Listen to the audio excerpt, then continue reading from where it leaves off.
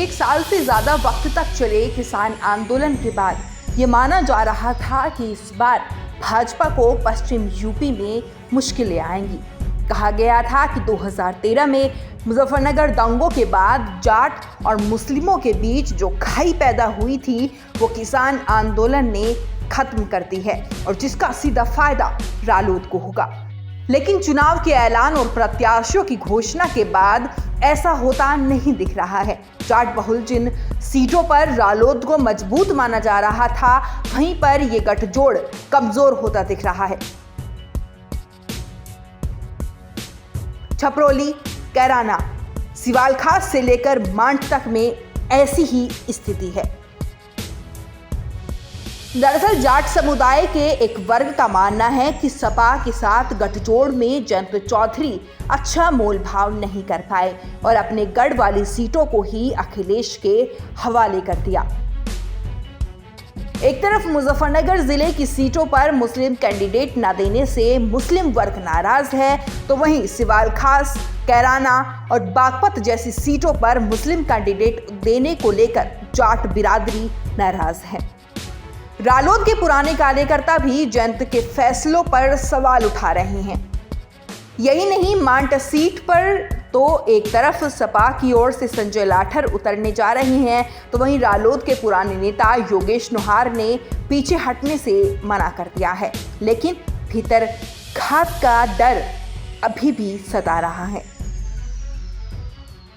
वहीं सबसे ज्यादा विरोध तो मेरठ के जाट बहुल सीट कही जाने वाली सिवालखास पर दिख रहा है। यहां रालोद के सिंबल पर सपा नेता और पूर्व विधायक गुलाम मोहम्मद को चुनाव लड़ाए जाने की घोषणा के बाद पूरे सियासी हलके में भूचाल आ गया है।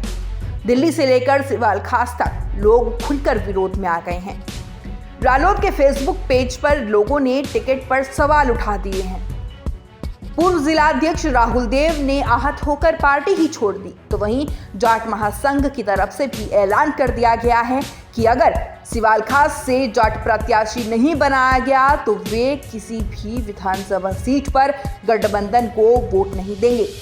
वहीं इससे पहले रालोद ने छपरौली सीट पर घोषित प्रत्याशी वीरपाल राठी का टिकट काटकर प्रोफेसर अजय कुमार को पार्टी का प्रत्याशी बना दिया है। जयंत चौधरी ने छपरौली सीट पर प्रोफेसर अजय कुमार को अपना अधिकृत प्रत्याशी बनाने का ऐलान किया है।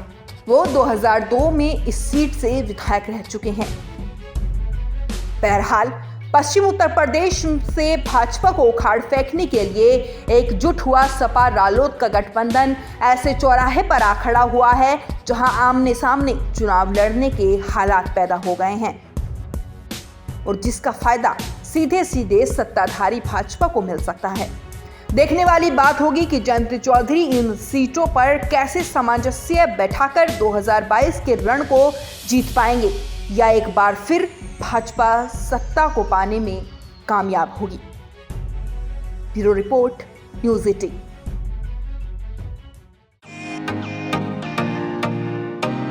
फेसबुक और यूट्यूब के बाद अब आपका पसंदीदा चैनल न्यूज़ 18 डेली हंट पर भी फॉलो करें।